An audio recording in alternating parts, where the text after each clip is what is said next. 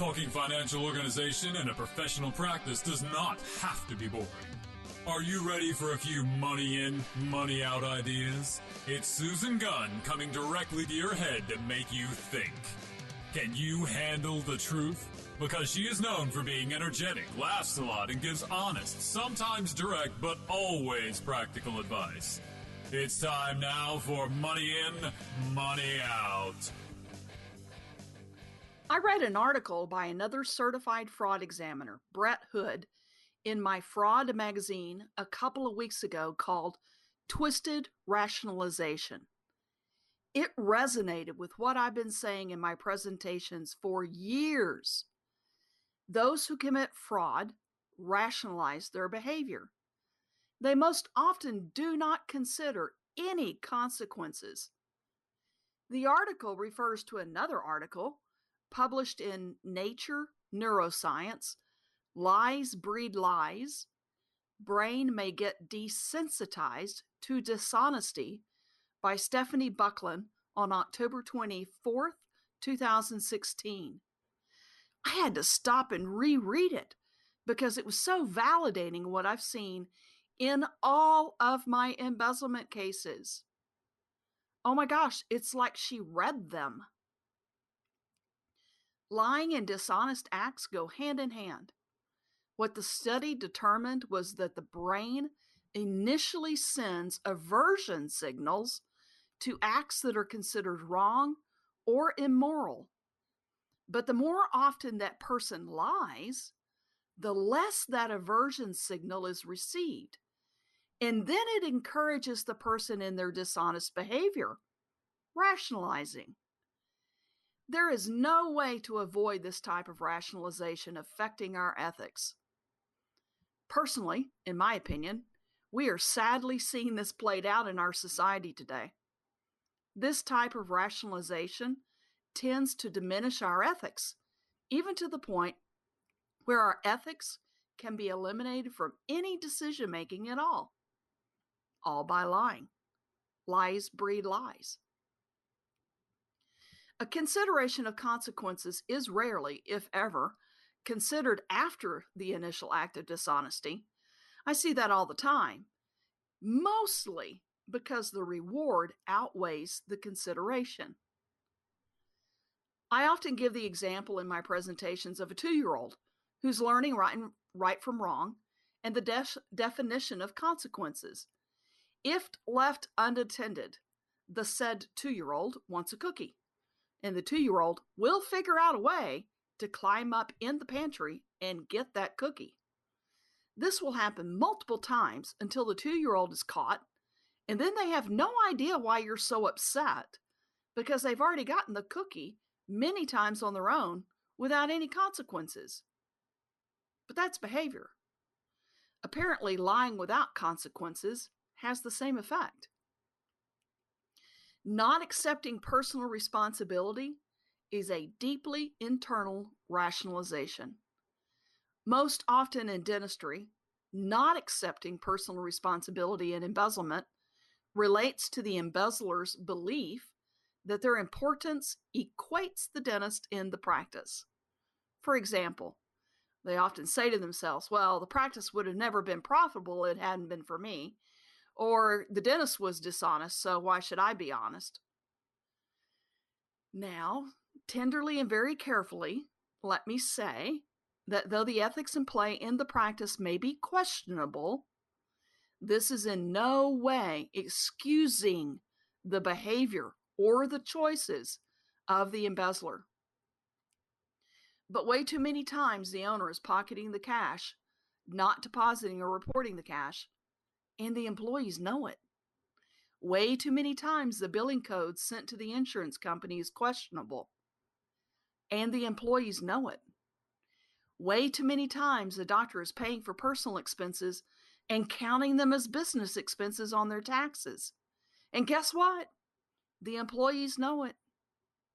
Lies breed lies. Truly, it is amazing how often I see this. But changing gears just a little bit, still related, just to let you know, Did you know that the CARES Act this year for the COVID-19 pandemic that we've been experiencing that just does not know how to go away? Did you know that the CARES Act was almost $700 billion in forgivable loans, allegedly for keeping employees and paying some other expenses? Well, while so many were truly suffering, trying to figure out how to make ends meet, trying to figure out how to keep their doors open, and their employees being able to pay their own personal necessary expenses, all too many were trying to figure out how to defraud the government. The contrast is baffling, isn't it? If we follow the lies breed lies theme, it also might include the lies that some tell themselves. Not a dentist, but I read about a 29-year-old Florida man who received a $4 million PPP loan for his 4 businesses with 70 employees affected supposedly by the COVID-19 shutdowns. $4 million. But wait until you hear what he spent it on. This small, really unassuming little Italian sports car, a Lamborghini, for $318,497. Dating websites, maybe we know why he was single, jewelry and clothes, high-end hotel stays. Really? His consequences will last longer than the enjoyment of the items. If convicted, he could face up to 70 years, according to one article. Based on what we've said, this was brazen rationalization, and probably not the first act of lying or dishonest acts he had committed. And yes, on the Better Business Bureau website, customers had complained that 2 of these guys' businesses conducted deceitful activities and were F-rated businesses by the BBB. On the other coast, going west, 2 business partners were arrested for a $2 million PPP fraud. They flat out submitted fake wage and tax documents claiming $4.5 million in annual wages when the IRS showed they never paid any employees. They didn't submit loan apps for 1 company, but 4 that they had no employees for. For the very limited time use of these ill-gotten funds, they face up to 127 years in federal prison. Lies breed lies. Further up the coast in Rhode Island, a man filed 19 PPP and EIDL loan applications, seeking nearly $4.7 million. He did receive $600,000 in PPP funding to allegedly pay for his employees of a company he supposedly operated, but there were no records of the company ever having been existed. Then, but wait. Then he admitted that he did it and that he also filed applications in the name of his father and his girlfriend's brother. But wait, he also filed 11 applications in the name of his girlfriend's son. Wow. By the way, he's also served time previously for fraud. Then, while he was released, he was convicted of 4 counts of bank robbery. Both times he was on supervised release. I wonder what that truly entails, because every time he's been released, he makes another dishonest, illegal choice. This will be his 3rd time to prison. Lies breed lies. Not to pick on Florida, but here's another one. This guy received $1.9 million in PPP funding. If convicted, he will get no chance to spend any of that money because he faces a maximum penalty of 40 years in federal prison. Guess he won't need to worry about the mortgage or the utilities for a while. This guy stated on the PPP loan app that he had a scrap metal business with 69 employees with a monthly payroll of $760,000. But get a load of this. This guy had not reported any wages. None. Nunca. Nada. No wages to the state of Florida for 2019 or 2020. Not one employee. Not one. Not even a half of an employee. Not anything. Once he had the money, this proves his intent, right? Which goes to sentencing. He moved the money around to various accounts at various financial institutions. He took about $100,000 out in cash. Well, but wait, cars seem to be the real downfall, by the way. Then he bought a 2020 Mercedes for $106,000, but he wasn't done then. He needed a 2020 F-250 truck. That was over $66,000. Then he wired $537,000 to a property management company in South Florida. Okay, I did some digging and I really tried to find out what that was purchased for, and I couldn't find anything. But you know what really bothered me is that when the government acquires those vehicles again, we all know the loss of the dollar, so they don't get their dollars back. You know, what is it? That Mercedes would be worth like $85,000 or something. Maybe 90. I guess it had low mileage on it. He didn't have that far to drive, right? I saw his mug shot. By the way, he looks stunned. Not one dime was used for payroll. As a taxpayer, I'm pissed. That was my money he stole. Lies breed lies. Trust me. The PPP and EIDL loan frauds are not specific to Florida. I'll tell you, 3 Wisconsin residents and 2 Illinois residents were charged with bank fraud and money laundering for their alleged participation in filing fraudulent PPP loan apps for more than $1.1 million. Fraudulent because the 7 businesses they completed the loans for, again, did not exist, and for more than the 160 workers who also didn't exist. Money laundering because they then took the money out as large cashier checks. Let me see. $1.1 million divided by 5 equals $220,000. There's no word on what they actually spent the money on, but I'm going to guess, since they were caught, it's probably attorney fees, which you'll hear about in a second. Attorney fees are expensive, so I bet pretty much all of that $220,000 is gone. I'm sure 1 or 2 or 3 of them bought a new car, though, as we see. In my own home state of Texas, just don't want to leave them out, where we do go big or go home, an individual received $17 million. $17 million. Let me just say that again.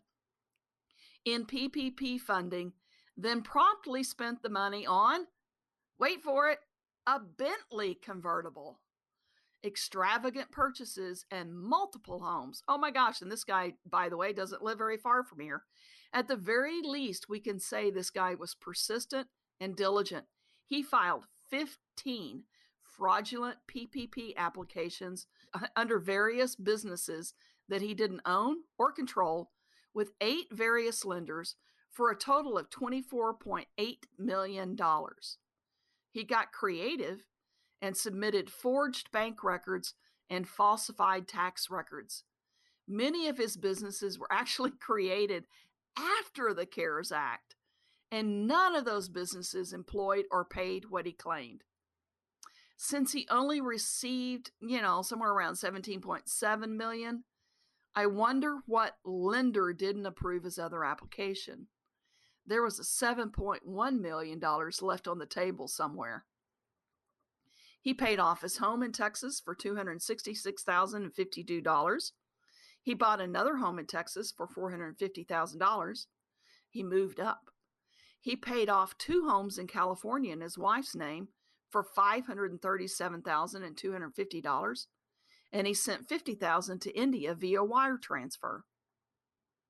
By the way, the government now owns property in Texas and California. He won't be needing them because he was recently relocated to a federal prison. As of October, the government had seized only 37% of his $7.7 million. That's amazing. Lies breed lies. From Florida to Texas, how about Hawaii next? A resident there submitted 2 fraudulent PPP loan applications, obtained $12.8 million in funding, then transferred $2 million to his own personal bank account. Like nobody would notice. A large government contractor. This guy was really well known. And probably this is the most interesting one to dig down and research. He represented the number of employees he had, qualifying him for a larger amount. But it didn't end there. He bragged about his ties with several U.S. senators trying to obtain more funding. He does have ties because he is a government contractor, but oh my gosh, he even made monetary donations to a lot of candidates. 3 different times he tried to get additional funds. One succeeded for $2.8 million and a third failed for $2.8. The first one succeeded, but because not enough people asked the right questions, the latter failed because a bank official asked the right questions. He actually sent emails to bank officials suggesting a conference call with his senatorial connections, pressuring the bank to fund his applications, all the while knowing his application was a lie. He's not above the law. He's been charged on 30 bank fraud and money laundering charges, and if found guilty, could serve up to 30 years. Lies breed lies. Back in the San Francisco Bay Area, another businessman was charged with trying to obtain $22 million in PPP funding. He filed multiple applications under different names. This was just for trying to obtain the PPP funding. 3 applications for one company and other applications for 2 companies using various aliases.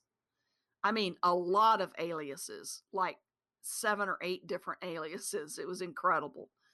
In total, 9 different applications amounted to $23,236,565.63. Don't forget the 63 cents. He submitted false payroll records and counterfeit bank documents with his fraudulent PPP applications. Then he was trying to destroy those records by flushing them down the toilets while the investigators were searching his home. He got caught. So they got some of those records, before they were flushed. The sad thing is, this guy started nonprofits trying to help convicts that were recently released from prison. Whatever his intent, he made a bad choice this time. Lies breed lies. Isn't it amazing?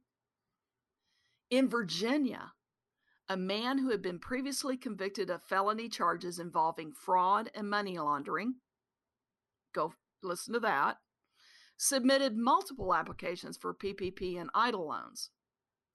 The information regarding his business, income, employment, and obviously criminal record were all false. He obtained a $196,900 loan, $196,900 loan, $100,000 in cash and a cashier's check, and made other purchases not allowed by the funding. He's going back to prison as he pled guilty and faces a maximum penalty of 30 years. Lies breed lies. Hey, it's amazing. It goes on. Here's another one. In Seattle, a guy submitted 4 fraudulent applications to 3 different lenders for PPP. He used fake entities, created fake payroll, and fake tax records. 2 applications were for $600,000 each, a third for $325,000, and the fourth for $41,000. The SBA advanced him $10,000 before the fraud was found out. I'm glad it got found out, though, that $10,000 was all that was lost, not the $100,000 that it could have been. Close to $100,000. Truly, it's horrible character to do what he did. But he took it one step further. This one, I couldn't believe it. Talk about lies breeding lies. He applied for support from 2 nonprofit organizations that helped restaurant workers due to COVID-19 pandemic shutdowns. He submitted fake payroll records and fake letters from restaurant owners, and he got $1,500 from one of them before the fraud was found out. He also got $5,000 from a, quote, multinational technology company headquartered in Seattle. I wonder which one that could be. That provided grants to local small businesses. I mean, he really, what a character. Lies breed lies. I guess I should say, what a lack of character. He pled guilty to 1 count of wire fraud in attempting to defraud $1.5 million. Lies breed lies. Some of these fraud cases could be called outrageous, completely obvious. According to a statement made by Acting Assistant Attorney General Brian Rabbit at a PPP Criminal Fraud Enforcement Action press conference, and I quote, "These defendants used lies to obtain millions of dollars in PPP funds and then spent those funds on things like luxury cars, homes, renovations, jewelry, and even adult entertainment and gambling in Las Vegas." Lies breed lies. Yep, they do, don't they? I realized when I was doing my research that I'd only found male perpetrators. They are literally so many news articles online. By the way, you could do a Google search for them about COVID-19 relief fund fraud, that it took hours to weed through some of them, and there was no way to weed through all of them. It was incredible. So, trying to balance this out just a little bit, I present you with an Illinois woman who had already been convicted of stealing $5.8 million on her boyfriend's company credit card, but she had not yet surrendered for her prison sentence yet. There's a lesson in that $5.8 million of illegally spent money on the boyfriend's company credit card over an undisclosed period of time. Someone at the company must have thought $12,000 a month for their home rent was a company expense, or that $585,000 of medical spa treatment, cars, jewelry, or trips was well within the company expense guidelines. Unbelievable. $5.8 million on a company credit card. By the way, as an aside, you might want to listen to Teresa Duncan's Nobody Told Me That December 2nd podcast, where I talk about a significant embezzlement case here in Texas. I'll provide the link to that podcast in the show notes. Teresa has an awesome, it should be on your queue anyway to listen to her. She has an awesome lineup of people that she has on her podcast, and she's a good friend, and we really had a lot of fun with talking about that embezzlement case. You won't want to listen. You won't want to miss it. You will definitely want to listen to it. You won't want to miss it. All right, well, back to the Illinois gal. While she was waiting for her new prison home to be ready for her, she filed a fraudulent EIDL loan application and received $150,000 in funding. It was supposedly for a beauty salon she owned, but it was spent instead on trips, electronics, clothing. I guess she had one last blowout. Oh, but wait, it was also spent on her legal bills from her previous conviction. I don't know what she's going to do for her legal bills for this conviction. Lies breed lies. Isn't it amazing?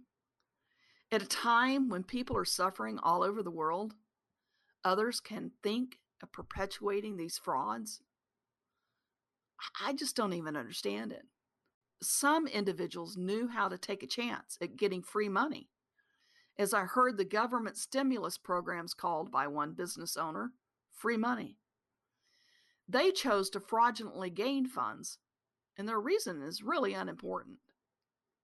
However, to be fair, the government did lend the money with very few questions, very little built-in qualification or oversight.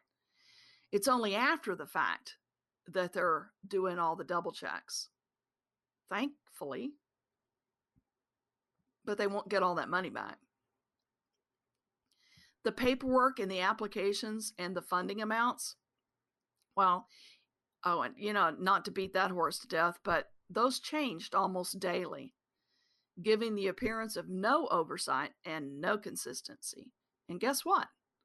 These programs have been exploited by the masses. But like embezzlers in dental practices, it will catch up with them. It will catch up, and they will get caught. In a period of time when the best of who we are is needed to be portrayed in the world, in many ways has not been. That's disappointing. But make no mistake, the U.S. Attorney General's office is actively indicting those whose lies have caught up to them. That trail won't go cold for quite a few years. What's the commonality between all of these and dentistry? Lies breed lies. All have become desensitized to honesty or dishonesty. Either way. And as in several cases I mentioned, it shows in their repeated financial crimes. They truly haven't gained a thing by doing it. I mean, momentary good feeling inside, and then they lose everything. That's the common thread I've seen run through all of my dental embezzlement cases. They may want the money to keep up with the Joneses, but then they lose it, and they don't have it. And they lose the respect from everybody around them, their families. Divorces often happen. Their kids are dismayed. The embezzler chooses to steal. There's no excuse or blame in any other area. It all falls on the embezzler themselves. Let me also mention that this is why I encourage prosecution. If not held accountable for the embezzlement, most will not suddenly stop embezzling, but will look for other opportunities at their next employer. Not all, but most. This last 2 years, I've had multiple cases of repeat offenders, and in reality, probably have had more cases of repeat offenders, but they weren't convicted. I'm not naive in knowing that someone listening to this podcast could be a white-collared criminal looking for some ideas. That really doesn't fly past me. I get that. And I know that. But that's why I will not speak directly to the industry I serve and will only podcast about embezzlement information already in the news. If you are one of those committing embezzlement at this time, I'm truly sorry you've made that choice in your life. No one and no event has made you steal from those who trust you. You've done this all by yourself, and you will be found out. And your life, as you know it now, it will never be the same. In a time when some are struggling to stay in business, in a time when others are fearful of what is ahead, these kinds of stories can be disheartening and discouraging. But let me spin this around, because that's what I have to do sometimes. For the bigger part of the world, honesty is still in effect. Sometimes it's hard to see, but it's there. It's there.